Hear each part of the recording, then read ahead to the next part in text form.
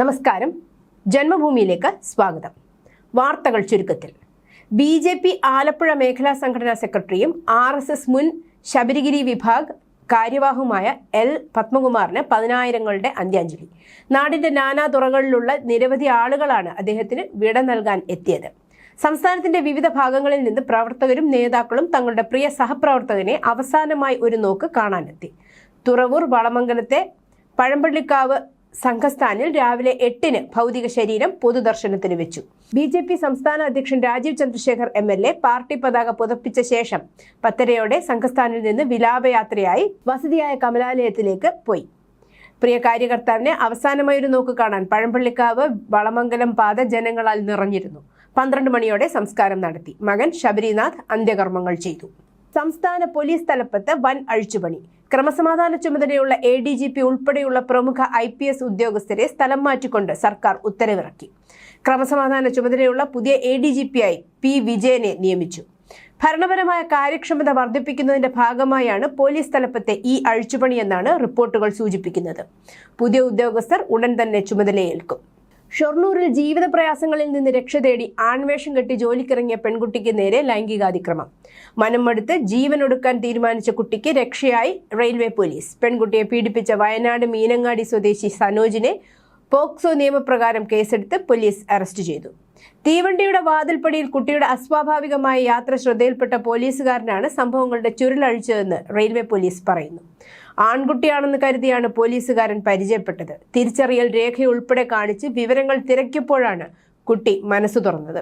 അച്ഛനില്ല, അമ്മ മാനസിക വെല്ലുവിളി നേരിടുന്നു. അമ്മയുടെ സഹോദരിക്കൊപ്പമായിരുന്നു താമസം. ജീവിതം മുന്നോട്ട് പോകാൻ വേണ്ടിയാണ് സഹോദരതുല്യനായി കരുതിയ സനോജിന്റെ മിനി ലോറിയിൽ ക്ലീനറായി ജോലിക്ക് കയറിയത്. കേസ് മീനങ്ങാടി പോലീസിന് കൈമാറി. 2 കുട്ടികളടക്കം മലപ്പുറത്തും കോഴിക്കോടുമായി 3 പേർ മുങ്ങി മരിച്ചു. മലപ്പുറം അരീക്കോട് സഹോദരങ്ങളായ വിദ്യാർത്ഥികളാണ് കുളത്തിൽ മുങ്ങി മരിച്ചത്.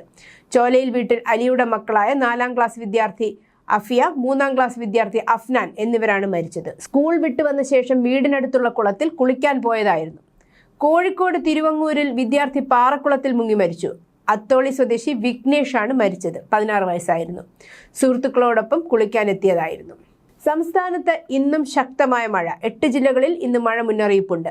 എറണാകുളത്തും ഇടുക്കിയിലും ഇന്ന് ഓറഞ്ച് അലേർട്ടുണ്ട്. പത്തനംതിട്ട, ആലപ്പുഴ, കോട്ടയം, തൃശൂർ, കണ്ണൂർ, കാസർഗോഡ് ജില്ലകളിൽ യെല്ലോ അലർട്ടുമുണ്ട്. മഴയ്ക്കൊപ്പം ശക്തമായ കാറ്റിനും ഇടിമിന്നലിനും സാധ്യതയുണ്ട്. നാളെയോടെ മഴയുടെ ശക്തി കുറഞ്ഞേക്കും. കള്ളക്കടൽ പ്രതിഭാസത്തിന്റെ ഭാഗമായി കേരള തീരത്ത് ഇന്ന് രാത്രി 11:30 വരെ കടലാക്രമണത്തിന് സാധ്യതയുണ്ടെന്ന് ദേശീയ സമുദ്രസ്ഥിതി പഠന ഗവേഷണ കേന്ദ്രം അറിയിച്ചു. കേരള, കർണാടക, ലക്ഷദ്വീപ് തീരങ്ങളിൽ മത്സ്യബന്ധനം ഒഴിവാക്കണം. CMRL മാസപ്പടി കേസിൽ മുൻ മുഖ്യമന്ത്രി പിണറായി വിജയന്റെ മകൾ വീണയ്ക്ക് ED ഇന്ന് വീണ്ടും സമൻസ് നൽകും. ആരോഗ്യ കാരണങ്ങൾ ചൂണ്ടിക്കാട്ടി ഇന്ന് ഹാജരാകുന്നതിൽ നിന്ന് വീണ അവധി ചോദിച്ച പശ്ചാത്തലത്തിലാണ് പുതിയ സമൻസ് നൽകുക. അതേസമയം ED ആവശ്യപ്പെട്ട രേഖകൾ അഭിഭാഷകർ മുഖേന ഇന്ന് ഹാജരാക്കാമെന്ന് വീണ അറിയിച്ചിട്ടുണ്ട്. എന്നാൽ ED മറുപടി നൽകിയിട്ടില്ല. CMRL MD ശശിധരൻ കർത്തയുടെ മകൻ ശരൺ S. കർത്ത അടക്കമുള്ളവരെ തിങ്കളാഴ്ചയാണ് ചോദ്യം ചെയ്യുന്നത്. Vazhottukonam ward councillor R. സുഗതനെ രാത്രി വീട് വളഞ്ഞ് ഭീകരാന്തരീക്ഷം സൃഷ്ടിച്ച് അറസ്റ്റ് ചെയ്തതിന് പിന്നിൽ CPM-ന്റെ രാഷ്ട്രീയ ലക്ഷ്യങ്ങൾ. കോർപ്പറേഷൻ ഭരണം അട്ടിമറിക്കാനും നീക്കം. സുഗതനെതിരെ 12 കേസുകളുണ്ടെന്നാണ് പോലീസ് പറയുന്നത്. അതിൽ 5 വധശ്രമ കേസുകളാണ് ചുമത്തിയിരിക്കുന്നത്. വട്ടിയൂർക്കാവ് മുൻ MLA VK പ്രശാന്ത് മണ്ഡലത്തിൽ നടത്തിയ അഴിമതിക്കെതിരെ സുഗതന്റെ നേതൃത്വത്തിൽ നിരന്തരം സമരം നടത്തിയിരുന്നു. ഈ സമരങ്ങൾക്കെതിരെ എടുത്ത കേസുകളെല്ലാം കാപ്പ കേസിൽ ഉൾപ്പെടുത്തി. കോർപ്പറേഷൻ തെരഞ്ഞെടുപ്പിൽ CPM കോട്ടയിൽ നിന്ന് വൻ ഭൂരിപക്ഷത്തിൽ സുഗതൻ വിജയിച്ചത് VK പ്രശാന്തിനെ ഞെട്ടിച്ചിരുന്നു. കൂടാതെ വട്ടിയൂർക്കാവിൽ CPM-ന്റെ തോൽവിക്ക് പിന്നിൽ സുഗതൻ പ്രധാന പങ്ക് വഹിച്ചെന്നാണ് VK പ്രശാന്ത് പാർട്ടിക്ക് നൽകിയ വിശദീകരണത്തിൽ പറയുന്നത്. അന്നു മുതൽ SHO വിപിനുമായി ചേർന്ന് സുഗതനെ കുടുക്കാനുള്ള ഗൂഢാലോചനയും ഇവർ തുടങ്ങി. നിപ്പ സ്ഥിരീകരിച്ച് കോഴിക്കോട് മെഡിക്കൽ കോളേജിൽ ചികിത്സയിൽ കഴിയുന്ന 43-കാരന്റെ ആരോഗ്യനില ഗുരുതരം. രോഗി നിലവിൽ ഐസൊലേഷൻ വാർഡിൽ വെന്റിലേറ്ററിൽ തുടരുകയാണ്. ആരോഗ്യവകുപ്പ് ഇയാളുടെ റൂട്ട് മാപ്പ് പുറത്തുവിട്ടു. മെയ് 30 മുതൽ ജൂൺ 10 വരെ രോഗിയുടെ റൂട്ട് മാപ്പാണ് പുറത്തുവിട്ടത്. തിരുവനന്തപുരം പാറശാലയിൽ ഇളകി വീണ പാറയ്ക്കടിയിൽ വയോധിക കുടുങ്ങി. വയോധികയെ ഏറെ നേരം നീണ്ട രക്ഷാപ്രവർത്തനത്തിലാണ് പുറത്തെടുത്തത്. രാജകുമാരി എന്ന 50 വയസ്സുകാരിക്കാണ് പാറ പതിച്ച് പരിക്കേറ്റത്. പുലർച്ചെ പ്രാഥമിക ആവശ്യങ്ങൾക്കായി പുറത്തിറങ്ങിയപ്പോഴാണ് പാറ പതിച്ചത്. സ്ഥലത്ത് ഫയർഫോഴ്സിന്റെയും പോലീസിന്റെയും നേതൃത്വത്തിലാണ് രക്ഷാപ്രവർത്തനം നടന്നത്. കനത്ത മഴയിലായിരുന്നു രക്ഷാപ്രവർത്തനം നടന്നത്. വയോധികയുടെ അരയ്ക്ക് താഴോട്ട് പാറയുടെ അടിയിൽ കുടുങ്ങിയ നിലയിലായിരുന്നു. നിയമസഭാ തെരഞ്ഞെടുപ്പിൽ വോട്ട് ചെയ്യാൻ പോയിട്ട് മടങ്ങിയെത്താത്ത മറുനാടൻ തൊഴിലാളികളെ പറ്റി ഭീകരവിരുദ്ധ സ്ക്വാഡ് ATS അന്വേഷിക്കുന്നു. കേന്ദ്ര ആഭ്യന്തര മന്ത്രാലയത്തിന്റെ നിർദ്ദേശപ്രകാരമാണ് അന്വേഷണം. മതിയായ രേഖകളില്ലാതെയും വ്യാജരേഖകൾ ചമച്ചും താമസിച്ചിരുന്ന ബംഗ്ലാദേശി പൗരന്മാരെ കണ്ടെത്താൻ നടത്തുന്ന പരിശോധനകളുടെ ഭാഗമായാണ് വോട്ട് ചെയ്യാൻ പോയി മടങ്ങിയെത്താത്തവരുടെ വിവരങ്ങൾ ശേഖരിക്കുന്നത്. വോട്ടർ പട്ടിക പരിഷ്കാരത്തിൽ പുറത്തായ ബംഗ്ലാദേശ് പൗരന്മാർ കേരളത്തിലടക്കം തങ്ങുന്നുണ്ടെന്ന വിലയിരുത്തലിലാണ് കേന്ദ്ര ആഭ്യന്തര മന്ത്രാലയം. വോട്ട് ചെയ്യാനായി കേരളത്തിൽ നിന്ന് പോയ മറുനാടൻ തൊഴിലാളികളിൽ വലിയൊരു വിഭാഗം മടങ്ങിയെത്താനുണ്ട്. പാർട്ടിക്കാരോടും ജനങ്ങളോടും മാന്യമായി ഇടപെടുന്നതിൽ രണ്ടാം പിണറായി സർക്കാരിലെ ചില മന്ത്രിമാരുടെ ഓഫീസുകൾക്ക് വീഴ്ച പറ്റിയെന്ന് CPMന്റെ ഏറ്റുപറച്ചിൽ. കീഴ്ഘടകങ്ങളിൽ നിന്നുള്ള വിമർശനത്തിൽ ഏതെല്ലാം മന്ത്രിമാരെന്ന് ചൂണ്ടിക്കാട്ടിയിരുന്നെങ്കിലും ആരുടെയും പേരെടുത്തു പറയാതെയാണ് തെരഞ്ഞെടുപ്പ് അവലോകന റിപ്പോർട്ടിൽ ഇത് സമ്മതിച്ചത്. ന്യൂനപക്ഷ വിഭാഗങ്ങളിൽ പൊതുവിൽ LDFനെതിരായിരുന്നു. പ്രധാന കാരണം വെള്ളാപ്പള്ളി നടേശനുമായി പാർട്ടി നേതൃത്വത്തിന് ചങ്ങാത്തമുണ്ടെന്ന ധാരണ ജനങ്ങളിലുണ്ടായതാണെന്ന സൂചനയും റിപ്പോർട്ടിലുണ്ട്. എന്നാൽ വെള്ളാപ്പള്ളിയുടെ പേരെടുത്ത് പറയുന്നില്ല. വിഴിഞ്ഞം തുറമുഖത്തിനെതിരായ സമരത്തിൽ ലത്തീൻ ബിഷപ്പിനെതിരെ കേസെടുത്തതും പോലീസ് നടപടിയും തീരദേശ മേഖലയിലെ ലത്തീൻ ബോട്ടുകൾ കൂട്ടത്തോടെ എതിരാക്കി. കൊച്ചി പോലെയുള്ള മണ്ഡലത്തിൽ അട്ടിമറി ഞെട്ടിച്ചു. KK ശൈലജയെ നിർത്തി തോൽപ്പിച്ചെന്നും താഴെത്തട്ടിൽ വിമർശനമുയർന്നെങ്കിലും ശൈലജ എന്ന പേര് പോലും അവലോകന റിപ്പോർട്ടിലില്ല. തിരുവനന്തപുരത്തും ഷിഗല്ല സ്ഥിരീകരിച്ചു. 3 കുട്ടികൾക്കാണ് രോഗം സ്ഥിരീകരിച്ചത്. തോന്നയ്ക്കൽ, ചാക്ക, പുത്തൻതോപ്പ് എന്നിവിടങ്ങളിലാണ് രോഗം സ്ഥിരീകരിച്ചത്. 3 കുട്ടികളുടെയും ആരോഗ്യനില തൃപ്തികരമാണെന്ന് അധികൃതർ അറിയിച്ചു.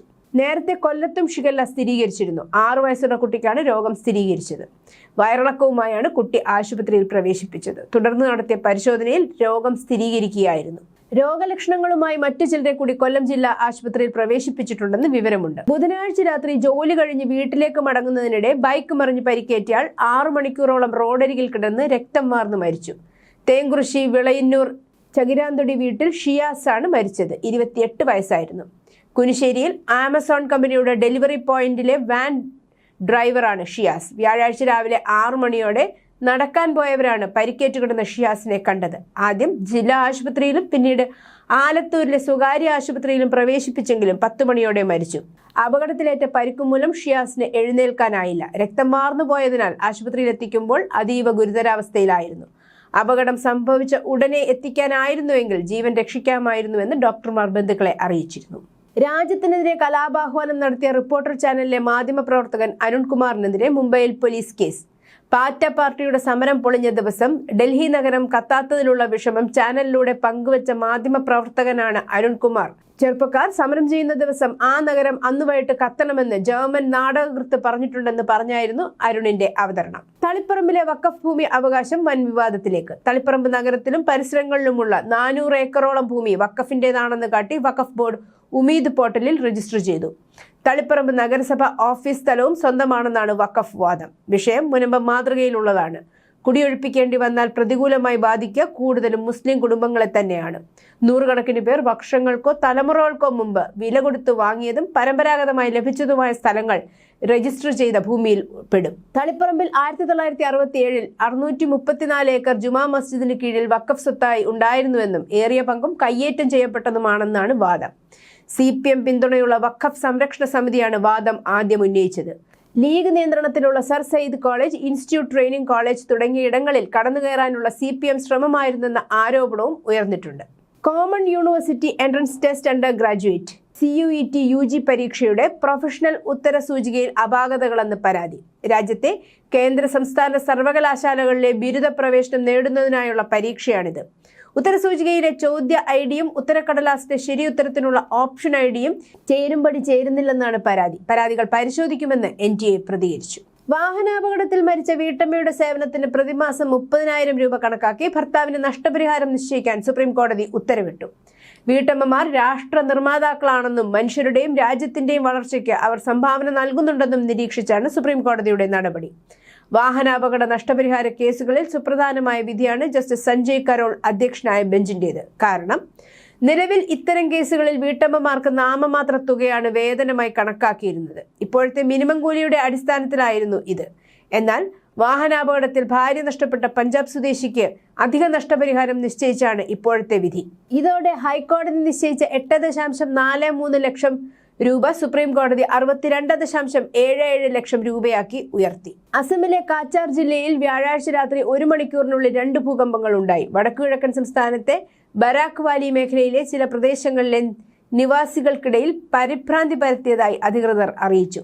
ഭൂകമ്പ ഡേറ്റ പ്രകാരം റിക്ടർ സ്കെയിലിൽ 4.7 തീവ്രത രേഖപ്പെടുത്തിയ ആദ്യത്തെ ഭൂകമ്പം രാത്രി 9:10 ഉണ്ടായത്. കച്ചാർ ജില്ലയിലാണ് ഭൂകമ്പത്തിന്റെ പ്രഭവ കേന്ദ്രം. അക്ഷാംശം 24.941 ഡിഗ്രി വടക്കും രേഖാംശം 93.007 ഡിഗ്രി കിഴക്കുമാണ് ഇതിന്റെ പ്രഭവ കേന്ദ്രം. 39 കിലോമീറ്റർ ആഴത്തിലാണ് ഇതിന്റെ പ്രഭവ കേന്ദ്രമെന്ന് ഉദ്യോഗസ്ഥർ പറഞ്ഞു.